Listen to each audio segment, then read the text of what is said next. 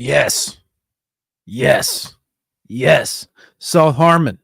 We're back. Cody Carpentier here with Undercovered Opps. It's been a few weeks. I've been trying to sit down. I've been trying to get this episode in. I've been trying to get after it. I'm finally sitting down. I'm finally in the chair. Too many shows this year. Too many shows. And Undercovered Opps will never be the one.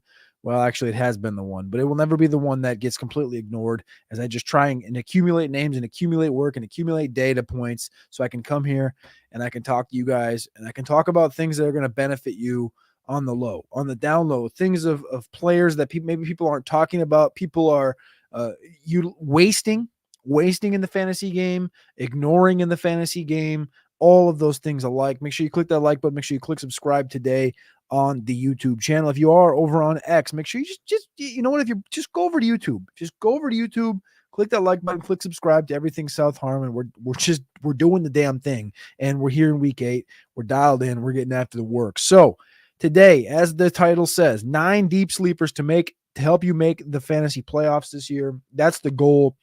There's a number of these guys that, yeah, you'll know who they are.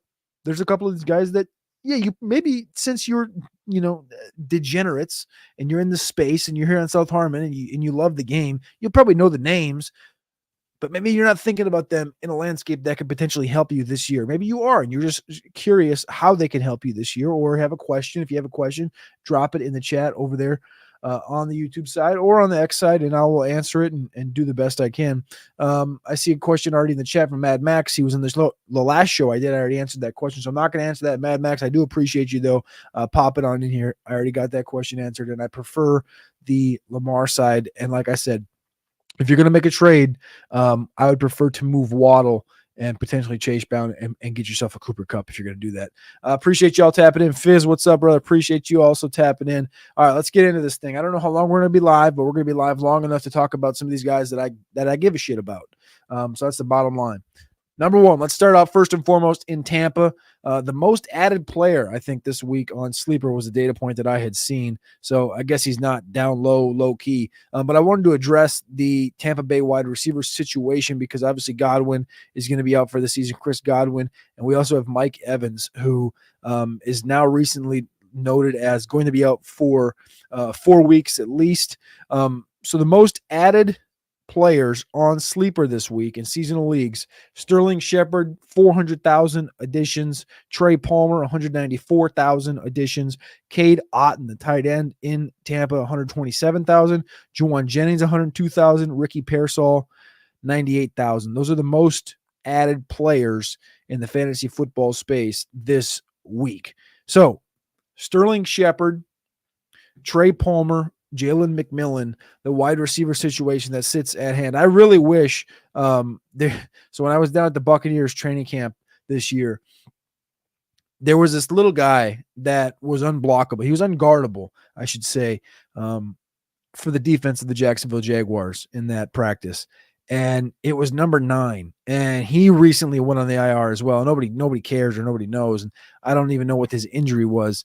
It was Cameron Johnson, though. Cameron Johnson was like a little guy. I don't even remember where he went to college. It was somewhere tiny. I love searching stuff while I'm live. My computer just reacts so well to it. Cameron Johnson was a 5'9", 175-pound wide receiver. Here we go. Where did he go to school? Cody? Come on. Barton College. Cameron Johnson, little sick dude, little twitchy, not Tyreek Hill, but like a Josh Downs type of twitchy, little inside gadget guy. So my initial Undercovered Opps brain went to Cameron Johnson because he hadn't been on the field very much at all. And of course, he also was put on the IR in the last 10 days. So unfortunate news there for him in this Tampa Bay wide receiver room. I think the biggest question here is where do we think and how do we think this Tampa Bay wide receiver room unfolds over the course of the next, couple months, especially month without Mike Evans and without Chris Godwin. Past those guys, the most efficient and the most active receivers in this receiver room, Jalen McMillan currently has 123 total routes run on the season. Sterling Shepard, 121. Sterling Shepard, 29% of the time in the slot. Jalen McMillan, 24% of the time in the slot. The thing is, Sterling Shepard's numbers have risen in the slot, though. He's up to 40% this past week. I think his position in this offense has more season longevity than does McMillan, especially with Evans out. So I think you're going to get both of these guys for the next month. You're going to get plenty of Trey Palmer soaked in there during the training camp tour. There was a lot of Trey Palmer mixing in with Jalen McMillan. So I do think we're going to see both McMillan and Palmer on the outside. I think Shepard's going to be the mainstay in the slot. He's going to be a guy that's probably going to end up getting a couple games as the leading target getter on the team. Cade Otton, of course, is a guy that they love. He's a third-year guy from Washington. Cade Otton is going to be a tight end in a situation to potentially be your, I don't want to compare him to Bowers, but your new Bowers, right? Bowers is just dismantling fantasy football right now from the tight end position and from the rookie receiving perspective. I really think that Cade Otton can continue that same trend or trajectory in Tampa, given how efficient and how good that Baker Mayfield has been to this point this year. So Cade Otton's actually only run 6 less routes than Chris Godwin on the season. He's been in for 34 pass blocking routes out of all of his snaps this year. He's got 39 targets, which is third on the team, 3 behind Mike Evans. 27 receptions is second on the team, 1 ahead of Mike Evans. And the big touchdown discrepancy here is that Godwin has 5, Mike Evans has 6, and the rest of this team, it's 1, 1, 1, 1, 1. 1 for Otton, 1 for McMillan, 1 for Shep, and 1 for Palmer in the receiving perspective of things. So I do think it's an interesting situation to be sitting in. Obviously, Cade Otton's been added by a lot of people. He's definitely owned in most dynasty leagues. In seasonal leagues, if he's not owned, I think he's a guy you need to go out and grab. But I think as far as this conversation goes with Sterling Shepard, with Jalen McMillan, and of course Sterling Shepard, it sounds putrid to say I like some Sterling Shepard, but I do. He's 31 and a half years old. I'm not saying he's going to be some world beater. I'm not saying he's going to bounce back to 2016, 2018 Sterling Shepard. But what I'm saying is that he can have the best year he's had in the last 5. He can go out here and have multiple games with 6, 7, 8 targets. He can be usable. And we're talking about making the playoffs. You're going to need usable weeks, point blank period. You're going to need usable weeks from here on out to make yourself a fantasy football playoff team. I did it a couple weeks ago. I made a colossal mistake in a lineup, one of my better teams this year on Yahoo, a platform that I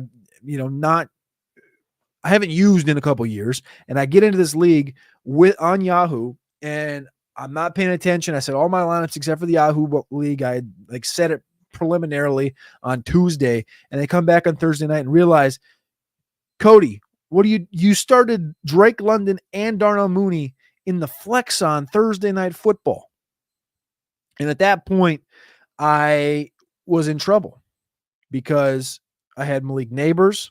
I had Romeo Dobbs. Dobbs threw a tantrum that week.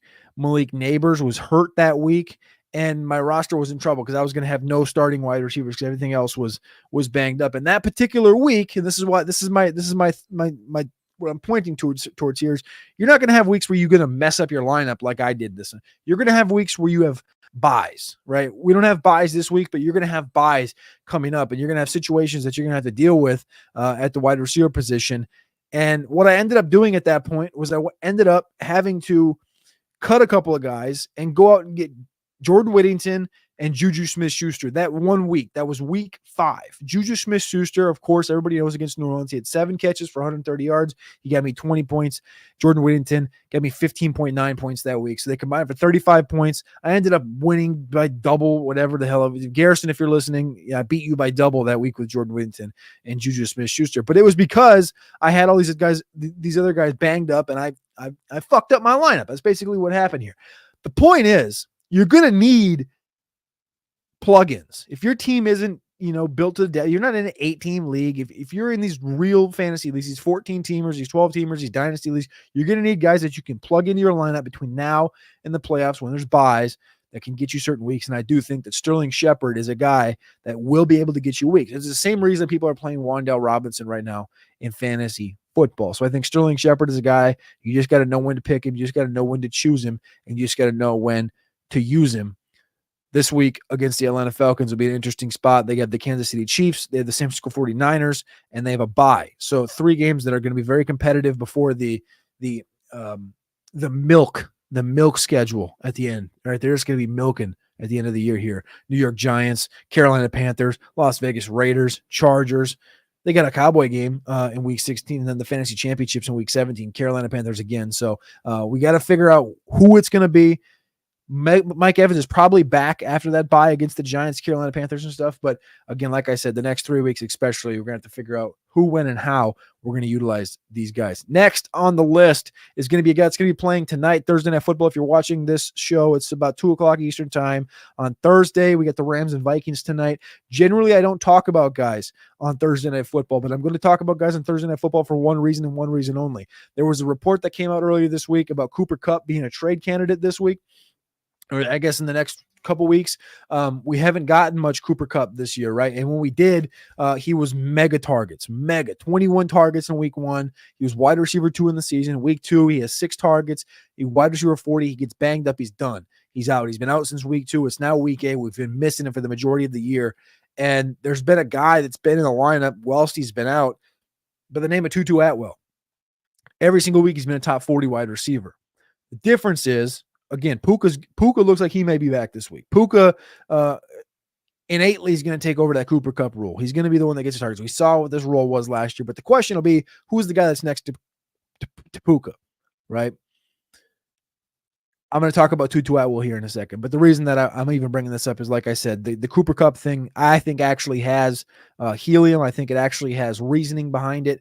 And I believe that it's going to be something that happens like we've seen with Cooper, like we've seen with Hopkins. I do think Cooper Kupp is the next man, the next shoe to drop after this game. This game, the Los Angeles Rams are 2-4. If they lose, they're going to be 2-5, and the season's going to be looking like, I believe the Rams win the game. So I think it becomes an even more interesting spot here. But if the Rams win the game and Cooper Kupp has 17 targets and 14 catches and 110 yards and a touchdown, I think that makes his trade value in the NFL worthwhile, to where the Rams can still get something out of it. I think the entire organization is probably going to be on the same wavelength and say, you know what, hey, Matty Stafford, if we get the ball to Kupp here tonight 15 times, we're going to be able to trade him next week. Puka's going to be 100% healthy next week, and we're going to move into that direction. That's just how business works, and I believe that's going to be how this thing goes down.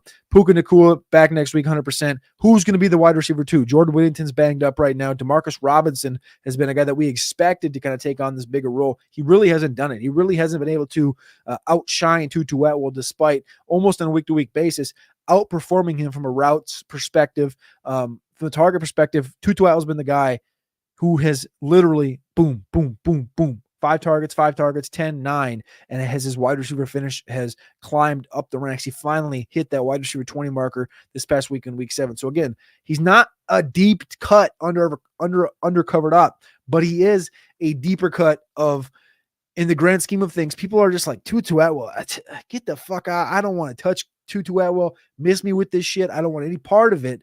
But just know, when Cooper Kupp's traded and Jordan Whittington's on IR and Tutu Atwell's outperforming Demarcus Robinson and these tight ends can't do shit, and it's literally just Puka Nacua and Matt Stafford, Tutu Atwell's going to be out here spinning. He's going to be out here spinning. He's going to be getting that work.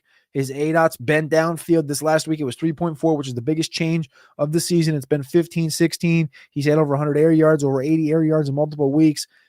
Tutu Atwell's going to spin. And I again, it's pukey. So is the Sterling Shepard thing. It's pukey, but you have to know when to utilize it. And I'm not saying to do it today. I'm not saying to do it next week, but just watch when the Cooper Kupp trade hits. If Puka Nacua comes back next week fully, this question he might play tonight, comes back next week fully, Jordan Whittington on IR, Tutu is better than Demarcus Robinson today. Couple questions in chat. We appreciate you guys hopping in here. What's up, Flosaurus? What's up, Applied Literature? What's going on, brother? Hope all's well. Fizzle, what's going on? Rule, big dog, what's going on? We're back. Fizzle says, Shep or Palmer rest of season. Best ball, always Palmer. Shep, though, for a lineup league, like I said, it's going to be a situational spot. You're not going to be able to play him every single week. You just have to know when to do it. Against what defenses do it against. I mean, that's conversation for other shows. That's conversations for you and I, Fizz, to talk about. That's conversations for me and Maddie to talk about when we're getting ready for the week on the walkthrough. So we'll talk about those opportunities on a week-by-week basis. But as far as rest of season goes, I would lean Shepard in totality. Take a shot. Best ball on the call. Interested to see the game script. 100%. The game script tonight, I think, is going to be very interesting. I like the Rams. I'm a Viking fan. Y'all know that. But I do think this is a sticky situation for the Vikings coming off of a very heavily energized Detroit Lion game at home. It always is with Detroit, but this team's a little bit different. They play a little bit harder. And now Minnesota's to travel to the West Coast on a short week. They've been banged up at the linebacker position with Blake Cashman and Ivan Pace. Pace is back. Cashman's questionable. See if they get Hawkinson back. But the Rams get Kupp and Puka back potentially tonight would be a big difference maker, I think, for that roster. All right, next on the list at the wide receiver position, we're going down to Duval County. I'm going to be in Duval County here in a couple of weeks, meeting up with some good friends, some good high school buddies to go watch the Vikings and the Jags. The problem in Jacksonville has been this dude by the name of Brian Thomas, who's been a top 10 wide receiver 3 of the last 4 weeks. And this other guy just completely has disappeared, Christian Kirk. Christian Kirk, of course, signed a 4-year, $72 million contract just a couple years ago. He's got a couple years left on it. I think his cap hit next year is $27 million. I believe Christian Kirk is also a trade candidate. So again, these are the 2 trade situations we're talking about tonight: Cooper Kupp and Christian Kirk. Christian Kirk is another one that I do believe. I think Washington should be in that conversation for him. I think that maybe, honestly, probably my favorite spot for a Christian Kirk is the Washington Commanders. They need something to definitively say, hey, we're here to compete. We're coming for this spot. Washington, if Jaden Daniels can get healthy the next couple of weeks, up to 100%. Get another weapon in there, maybe a defensive piece. It really would show that Washington is serious about competing this year. So Christian Kirk potentially traded to somewhere, anywhere, doesn't matter. If people are cutting Christian Kirk, again, your leagues have to be deep enough. It's more of an eyeball thing than anything. Watching Christian Kirk until the NFL trade deadline. Where does he go? I think no matter where, this isn't the reason I bring this up, this isn't a Jahan Dotson thing. This is a Cooper thing, a Amari Cooper thing, a DeAndre Hopkins thing, right? Where Cooper had inadequate quarterback play. DeAndre Hopkins had inadequate quarterback play, but also there was other people there like Calvin Ridley. The running back room was performing better on a bad team with Tony Pollard. It's just the way it goes sometimes. We have about, 2 weeks from Monday, this past Monday, I think is the trade deadline. So you have this weekend to go through. You're fine. You don't have to worry about Christian Kirk this weekend. He's going to have another week where he does absolutely nothing. So Tuesday next week will be 1 week out. So that's going to be when we're on Christian Kirk watch. The Jacksonville Jaguars next week. So this week, the Jags are playing, let's see here. Who do the Jags play this week? The Jags play the Packers this week. And then the following week is who before the Vikings? Is it the Colts? It's the Eagles. Okay. So they play the Eagles on Sunday at 4 o'clock on the road, and then they go home for the Vikings. That's the trade deadline week. That's what I'm going to be really watching. I'm going to be watching between next Tuesday and the following Tuesday, which is the trade deadline on Christian Kirk.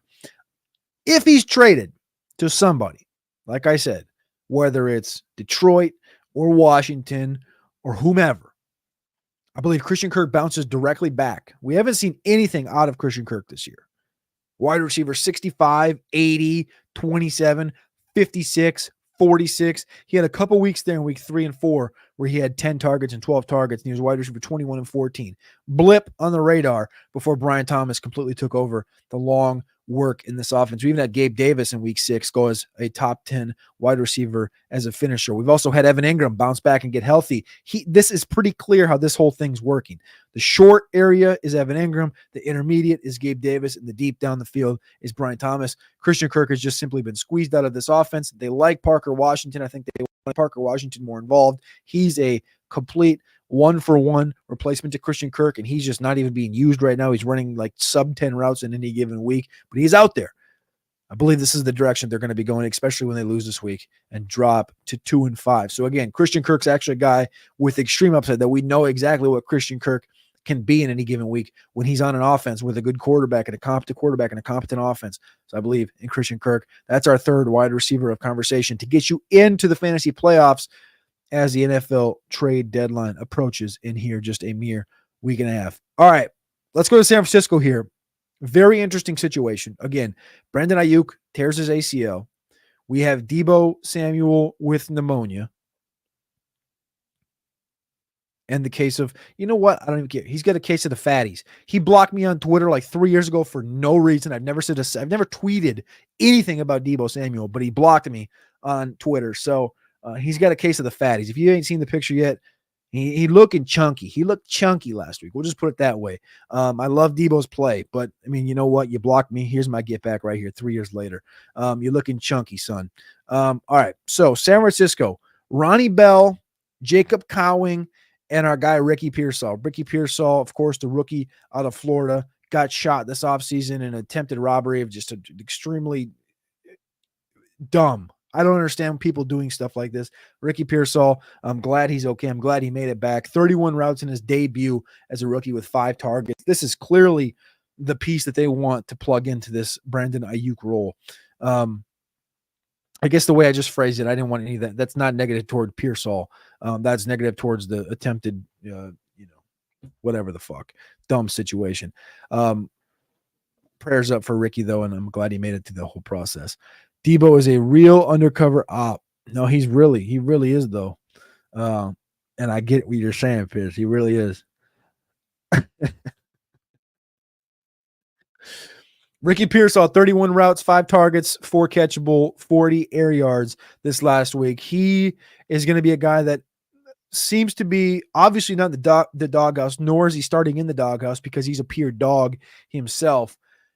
He's a guy that's got a better catch radius than Brandon Ayuk. He's faster than Brandon Ayuk. I'd say he's a better athlete than Brandon Ayuk. His routes aren't as polished as Brandon Ayuk, but I do think the upside is higher than what Brandon Ayuk has given us this far, which is one top 10 game this season. I know we just got a big contract and stuff, but Ricky Pearsall is really going to make this thing interesting this year when he comes out and really shows they shouldn't have paid Brandon Ayuk. They should have just let him hold out and go home and sit on the couch and do nothing this year and let Ricky Pearsall spin when he got healthy, because obviously Juwan Jennings also proved that to us a few weeks ago with his 12-target performance. This whole situation is interesting and going to be one I'm going to watch. Deebo can't stay healthy, never has been. George Kittle looks great. The running back situation is what it is right now with Jordan Mason, who's banged up, and Isaac Guerrero. We expect McCaffrey back. The totality of this conversation, take a shot, is that Ronnie Bell and Jacob Cowing are 2 interesting pieces that enter the fray now that there is a guy down at the top of the feed. We get Ricky Pearsall in, and it's expected it's going to be a 1-for-1. But what happens when Deebo needs a breather? What happens when Ricky needs a breather? It's going to be Ronnie Bell. It's going to be Jacob Cowing because Juwan Jennings is banged up right now. Ronnie Bell or Jacob Cowing. Again, these are your true undercover ops. These are your guys that potentially they're not going to get you anything for the next 3 to 4 weeks, but you just have to keep an eye on it until the situation arises. In week 3, Ronnie Bell had 22 routes run, 3 targets, 49 air yards. He didn't do much of anything, but this guy works in the special teams game right now. He's a yak creator.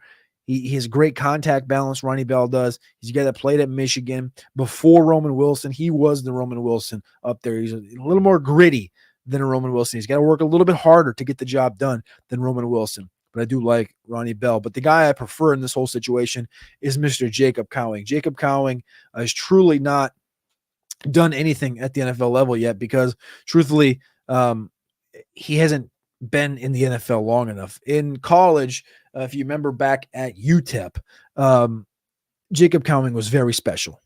Very special. I believe the number was 1,367 yards.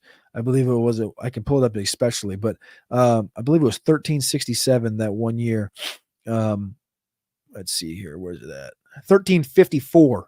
There it was. 1354 and 7 touchdowns his junior season. He transferred to Arizona this past year, had a good season, came out this year in the NFL draft. Again, he's kind of old for, I guess, the age. He's 23, about to turn 24. But Jacob Cowing was the guy that at the Senior Bowl got hurt. And it was interesting. We didn't know what was going to happen with his stock. He was kind of trending, I guess you'd say, towards like a 3rd-round pick. Ended up being a 4th-round pick right in that same area that Tank Dell went. And the weird thing is he's kind of similar to Tank Dell. Tank's a little taller. He's slender. Cowing's built closer to Josh Downs than he is to Tank Dell. Tank Dell's closer to Devonta Smith than he is Josh Downs, if that all makes sense. Tank skates. We've talked about this on a bevy of shows. Tank Still skates when he runs routes. Jacob Cowing's a very good route runner, but he does not skate. I do think that Jacob Cowing, I don't know about this offense. That's the one thing. I'm not as confident in this offense being a place for Jacob Cowing to truly show everything he can. I'm bringing up his name because I do think he's a better watch, a better addition in Dynasty, a better ad candidate / trade for candidate in Dynasty right now is Jacob Cowing than is Ronnie Bell. Jacob Cowing had 8 routes run this past week with 2 targets. But of course, in seasonal leagues, your preferred method in San Fran is Ricky Pearsall over Juwan Jennings, in my opinion, right there as the Brandon Ayuk replacement. But again, I want to watch Ronnie. I want to watch Jacob as the season prolongs. And in Dynasty, I vastly prefer Cowing. So if you can get him as a throw-in any situation, do it. All right, couple running backs here. We got about 5 running backs I want to talk through before we get on with it. We got 1 tight end. Actually, we got like 6 running backs, 1 tight end to talk about here. 7 running backs. I can't count for shit, looks like. All right. Looks like we have an official result on the Jameson Williams will not appeal his 2-game suspension and will therefore be out for Detroit's Week 8 and Week 9 games against the Titans and the Packers. You know what? You're here in Undercovered Opps. I'm here in Undercovered Opps. I appreciate you guys and I love you guys. So I was worried about this situation, but when I saw that he was going to potentially appeal this thing, I thought, yeah, there's no reason to talk about any Undercovered Opps in Detroit because JMO needs way more targets. The thing is, in Detroit, Motor City, I would bet money that Sam Laporta is the guy that kind of just gets that little bounce back, right? Before JMO was getting Waymo and was putting it on wax, it was Sam Laporta last year that was getting all that work. Sam Laporta was tight end 9 in week 6. He finally did the thing, right? We've been waiting for the big target game, the 8 target game, the 10 target game, something of sustenance from Sam Laporta. I think we're going to get that going forward these next 2 games with no JMO. It worries me for JMO when he does come back after the suspension, this little mini 2-game suspension. That does worry me. At the wide receiver position, though, we saw Khalif Raymond catch a touchdown last week. I'm not chasing that. I'm not chasing the Khalif Raymond touchdown. The 2 guys I like to probably step up in this wide receiver 2 role is Tim Patrick. The dude looks like Mike Williams out there, and not this recent Mike Williams, not the one that gets hurt every snap, but the OG Mike Williams is what Tim Patrick looks like for the Detroit Motor City Kitties. Again, I think a guy that can get more targets in the end zone. He has yet to have one on the season, has Tim Patrick, but he does have 7 targets the last 3 games. Allen Robinson is on the Detroit Lions roster. Yes, he is. Do I want to touch Allen Robinson with a 10-foot pole? Not really. Did they tell us, a.k.a. did Dan Campbell tell us that Allen Robinson was going to be due for a bigger role if Jameson did not play? He did. He did say that. Do I believe him? Generally, I do. But today, I don't. I don't believe Allen Robinson is going to take away that much from Tim Patrick, let alone Khalif Raymond or Sam Laporta. So the move I'm going in Detroit is just, I hope you didn't sell your Sam Laporta shares. If you're trying to get a little bit out of the tight end position and you could potentially get Laporta for low, go get him. If you have Laporta and you're like just tired of the experience, JMO's going to be back. Let these 2 games happen. Sell him after this week. Sells Laporta after he goes off. I don't really care what you do, but I do think Laporta is probably the answer here. We're going to finally get that breakout at the wide receiver position. As a deep flex the next 2 weeks, Tim Patrick will be the guy with plenty of opportunities to go. Jay Smells, what's going on, brother, in the chat? I appreciate you tapping in. He says, thoughts on teams that what to work on. Thoughts on the team, what to work on. Love. My dumbass didn't get a water before my show. That's cool. Should have done that. Normally do. Love, Neighbors, Metcalf, Olave, Puka, BTJ, Deontay, Mike McBride, Pitts, Hall, Achane, Pollard, Brooks. Why are you asking questions about this team? This team's at least 5-2. Well, actually, Puka's been out. You missed a game with Olave. You missed a game with Metcalf. I guess Neighbors missed a game. Nah, this team's probably, you're right. This team's probably what, 3-3? Jay Smells. Oh, it is 5-2. Hell yeah. I was gonna say this team looked good. And then I started like reading through it and I was starting to question myself. I was like, I don't know, it's quite 5-2. I think I like the team. The thing with Brooks isn't going to do shit. Brooks is actually, you know what? We're going to talk about Brooks is on the list. He was the 7th running back I wrote down to talk about today. The source I talked to in Carolina, basically dating back to pre-training camp, told me that there wasn't going to be anything here with Brooks, not to touch him in our fantasy drafts. And we quickly came off of Jonathan Brooks and pivoted to the Chuba stuff because Chuba was going in like round, I don't even remember, it was 9 to 12, anywhere in between there during the month of August. I guess with this roster, I'm assuming this is a seasonal league. If you're trying to do anything here, I would potentially try to get another running back and offload one of these wide receivers because I do think you're pretty deep unless you're starting 4 receivers in any given week. Like it's a start 4 wide receivers, not just 2 wide receivers and 2 flex spots. I would potentially try to move off of one of these receivers, potentially move off of Brooks and try to get up at the running back position to one more because I do think you're a bit fragile at the running back position. But otherwise, I love this thing top to bottom here, Jay Smells. Best of luck. Appreciate you. Fizz says, thank you. I was praying you weren't going to stretch out an AB segment. Fuck that. I ain't touching that shit.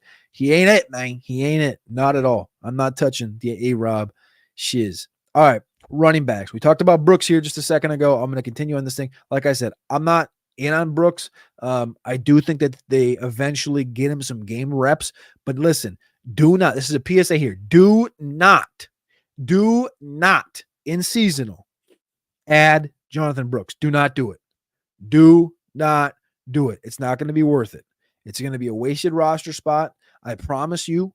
I promise you. I promise you. I promise you.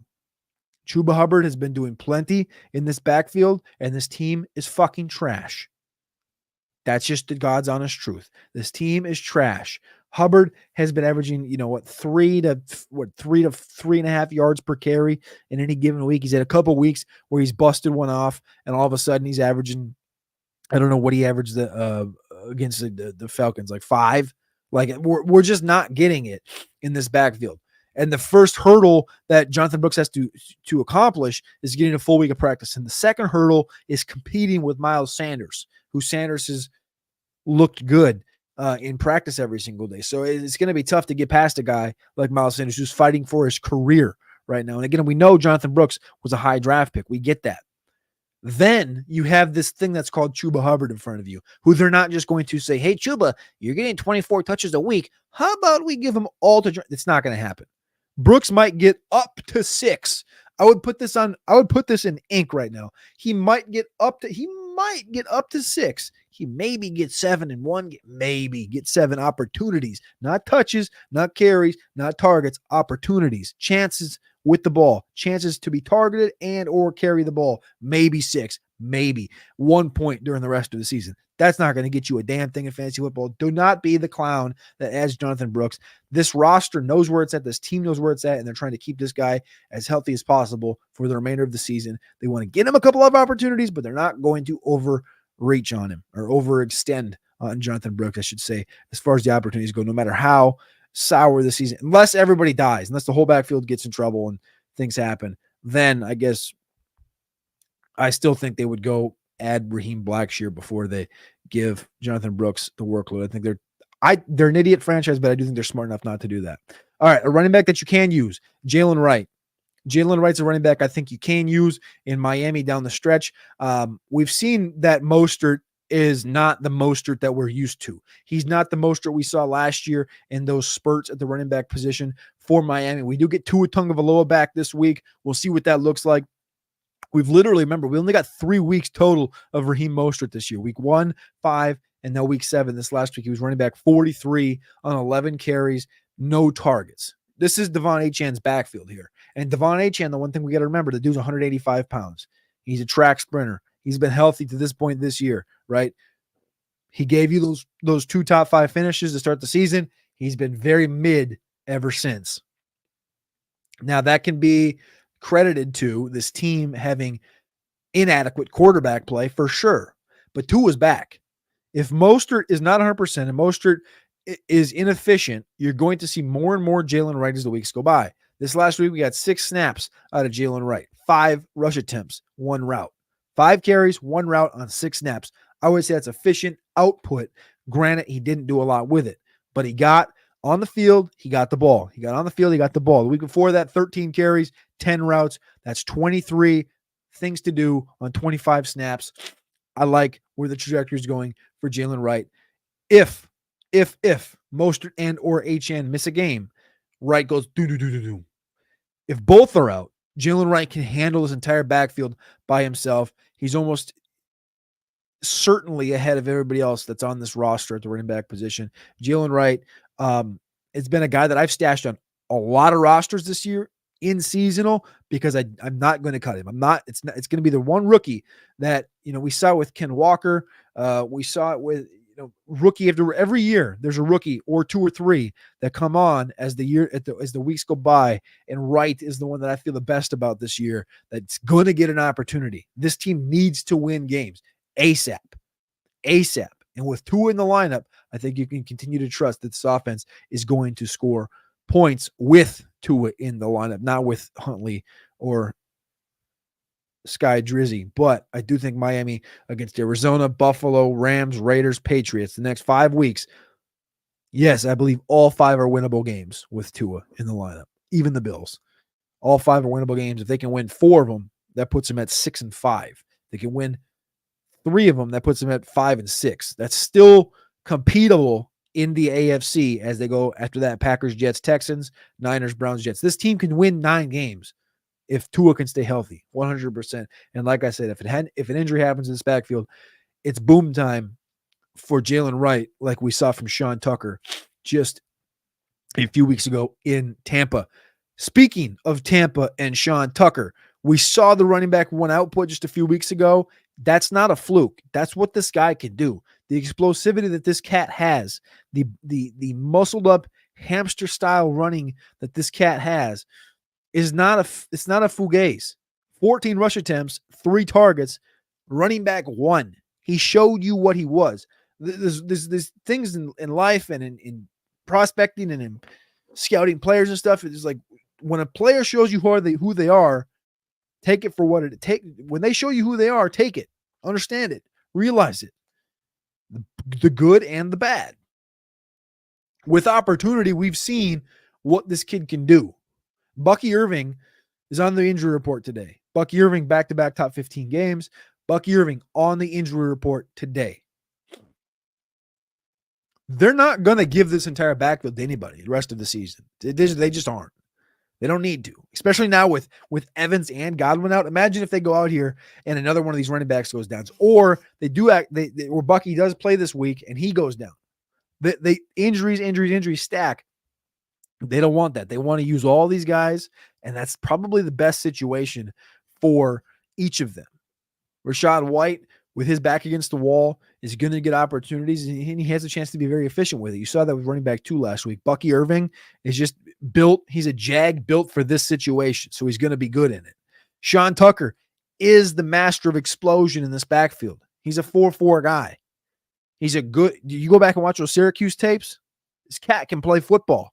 If he didn't have a heart condition coming out of college, he would have been one of the first consensus. He would have been a consensus top 3 or 4 running back in his rookie class, hands down.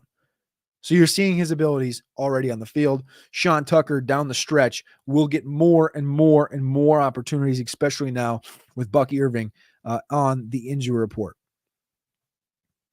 Let's go up to the Jets because this situation is becoming foggy for our guy Braylon Allen. I don't know how much more I got. My throat's starting to dry up. I don't have any water. I'm a dumbass. I apologize. So I got to get to these names, and I got to get some water before I pass out. Braylon Allen with the Jets. What is happening with Braylon Allen? We saw the first 4 weeks. It was almost a 50-50 split between these two guys. Braylon Allen is one of the must-adds in seasonal leagues and fantasy football. And all of a sudden, the brakes are almost in lock.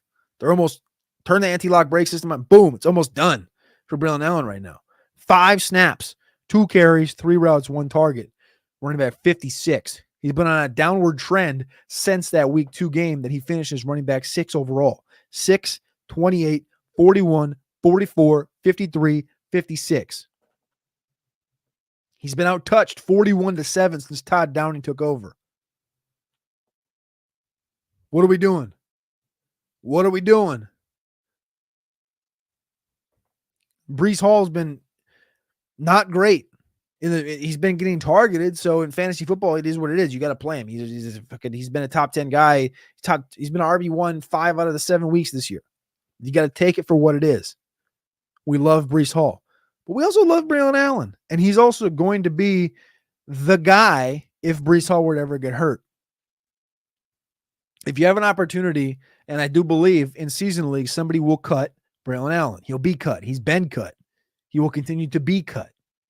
If you have roster spots and you have these churn areas where I'm saying add Jalen Wright, and you're like, well, I don't think Jalen Wright's gone. I'm saying add Sean Tucker. Sean Tucker's gone. See me drying up over here? Braylon Allen's a guy that I want to be in one of my churn spots on the bottom of my roster. I'm probably not doing it today because they're telling us exactly what they want. They're telling us that he's going to continue to go down and be in this area where he doesn't get much of any touches. But we got New England this week. Last year was the number 1 run defense. This year, they're like 22nd. Houston, Arizona, the Colts. The Colts are one of the worst run defenses in football. They got a bye after that with Seattle, Dolphins, Jags, Rams. All good running matchups from the Cardinals till the fantasy championship against the Bills. All good fantasy matchups. My advice would be wait through this week. Thursday Night Football is next week against the Houston Texans. After Thursday Night Football, then I would be starting to look at Braylon Allen. After Thursday Night Football next week, I'd be starting to look at Braylon Allen before that Arizona Cardinal game in week 10. Week 11, you have Sunday Night Football against the Colts, and then you have a bye. And you know what? If you get to that point, if you get past the Colts and he hasn't done anything, and he's not charging back up, or their opportunities aren't becoming more and more, then you potentially could shift from there. But we'll have more of these shows before that game. We'll continue to conversate about Braylon Allen. But I would be trying to continue to have him as my one of my roster fodder spots at the bottom of the lineup. I do believe in Braylon Allen and the process there behind Breece Hall. Kendre Miller finally gets on the field. We've only been waiting for goddamn 2 years for Kendre Miller to get on the field here. 20 snaps, 8 routes, 6 carries, 3 targets, top 40 finish for Kendre Miller in his first week back. It's very interesting that Alvin Kamara, Kendre Miller has 20 snaps. He averages 6 yards per carry. Kamara doesn't do dick. He has he didn't have 10 yards in that game. Kendre averages 6 per. Kendre is healthy and on the field for the first time all year. Then 3 days later, Kamara says, my hand's broke. Or no. Sorry. 2 days later, he gets 2-year, $12 million extension. Then the next day, he says, my hand's broke. It's interesting. Been playing with a broken hand. And then his backup comes in and averages 6 yards per rip. And all of a sudden, he gets that contract extension. It's interesting. It is interesting. Mr. Voorhees, what's going on, brother? Appreciate you. Hope all is well. Definition of a best ball backfield. Fizz says Sean Tucker made his own and one mixtape and got a job. Literally one of the most wild pro days of all time, just recording your own shit on a high school field. Diddy might have 1,000 bottles of water for you, brother. Call 1-800-BAD-BOY for the next show. Please tell me something good about KM. Kamara resigning didn't help things. That's what I'm saying. I think that the re-signing was interesting. It was interesting. I do think opportunities are there. I do think Kendre will supplant Jamal either this week or next week pretty handily. All right. What to do with Kendre, though? I think you're buying him in Dynasty. I think there's still opportunity to do that, obviously. In seasonal leagues, you're just keeping an eye. This whole fucking team is not good right now. But I just want to keep an eye on Kendre Miller in totality of everything. That's why I brought him up. Rico Dowdle. The Dallas Cowboys are coming off of a bye this week, and Dowdle has been the best back on the roster. Not saying he's been great, but again, we're trying to win and make the fantasy football playoffs. And I do believe a guy like Rico Dowdle can help us do that. 20 rush attempts on 16 routes and 2 targets in week 5. He finishes running back 6. That was his back-to-back top 20 finish. This past week in week 6, I guess 2 weeks ago, he finishes running back 24 on 19 snaps. He was outsnapped in that game by Zeke. I don't think that happens again. I think that bounces back. We're coming out of a bye. This team needs to adjust. Buys are when you adjust. Mike McCarthy's a killer off of the bye. I think he's 12-5 in his career, 3-1 as a Dallas Cowboy coach. Look for Rico Dowdle to get that opportunity bump. This is your last week, I believe, to go out and get yourself a Rico Dowdle. Again, I know it's a tougher matchup this week against the San Francisco 49ers. So maybe you have another week after that if Rico doesn't kill it. But I wouldn't wait. I would just go out as fast as I can and get a guy like Rico because he's not going to be had for a very expensive penny. Just a reminder that Zeke has yet to finish inside the top 20 as a running back. He's yet to finish inside the top 36 in the last 5 games. I don't think Zeke's good. I think Zeke sucks. That's just the answer to the test. Rico Dowdle is a running back that could help you make the fantasy playoffs if you can continue to get him. Chase Brown, interesting situation here in Cincinnati. Entering the year, the Bengals are the number 1 schedule opening the season for running backs, and we didn't really get much out of it, right? We got a running back 20 week out of Zach Moss. We got 37. We got a running back 8 week in week 3. That was it. Week 4, Chase Brown was running back 6, running back 15, running back 17. There's a little bit there, but it wasn't really what we were looking for. Now, as the weeks go by, and Cincinnati finds itself in fighting in trial and tribulation. They're 3-4 fighting for their lives. They have a big game against Philadelphia. They get the Raiders, Ravens, and Chargers the next 4 weeks. They have to at minimum split this. At minimum, they have to beat the Raiders and the Chargers here if they can't beat the Eagles and Ravens, but they'd like to win 3 of these 4 games and get up to, a 6-5 going into that bye would benefit them. The running back that has been getting more and more opportunities out of these 2 guys, Zach Moss peaked at 82% in week 2, went down, back up to 68% in week 5, dropped all the way from 68 down to 46 and 49% the last 2 weeks. Chase Brown peaked in week 6. Second best week of the year in snaps in week 7. Chase Brown's taking over this backfield, finishes running back 17, running back 34 the last 2 weeks. Chase Brown's taking over the opportunities here. He's the more explosive running back here. Zach Moss is always going to have a role. It's probably going to be more of a goal line situation. The last 3 weeks, we really haven't had many goal line situations. 0 in the last 2 weeks for either of these guys. Inside the 5-yard line attempts go to Zach Moss. He had 2 back in week 5. I think he'll continue to get opportunities like that. But I do think Chase Brown gets the majority of your work, and it continues to build up towards that 70% threshold for Chase Brown. I do believe Chase Brown is going to be a running back 2 viable player rest of season. There's all your running backs. Jay Wright, Kendre, Braylon, Sean Tucker, Rico, Jonathan Brooks, and Chase Brown. The last player we'll talk about, God damn it, we're over 45 minutes, way too long talking to you guys. I appreciate you all tapping in, tuning in. Make sure you click that like button. Make sure you click subscribe here on the South Harmon Fantasy Football channel. The last name on this list is a tight end. He's an athlete, a 4'6" guy out of K-State, the Big 12, Ben Sinnott. He's been consistent all year, running 8, 7, 6, 7 routes per game. This last week, 2 targets.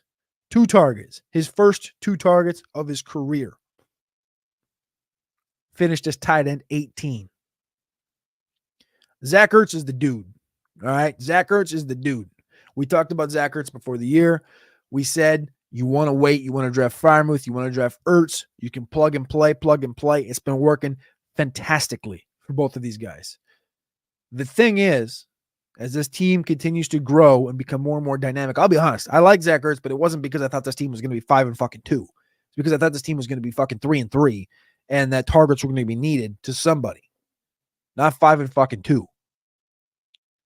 Ben Sinnott is going to continue to get opportunities in this offense. He's explosive with the football in his hand. You get it to him. He can break a tackle. He can take a ball 60.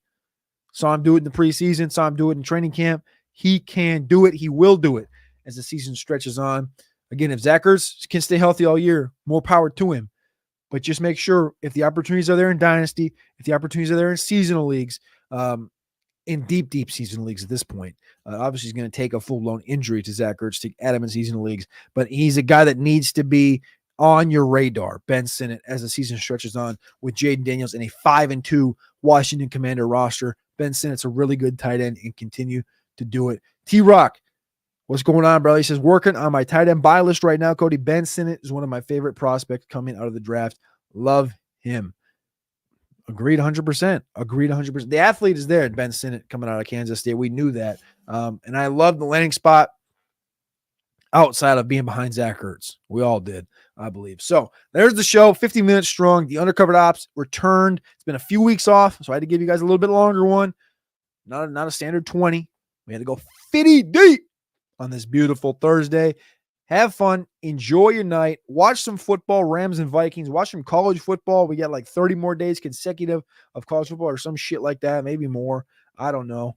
Something like that. But we're here. We're there. We're everywhere. I'm recording this afternoon with Matty Kiewum on the walkthrough. That'll be up on the South Harmon podcast channel overnight.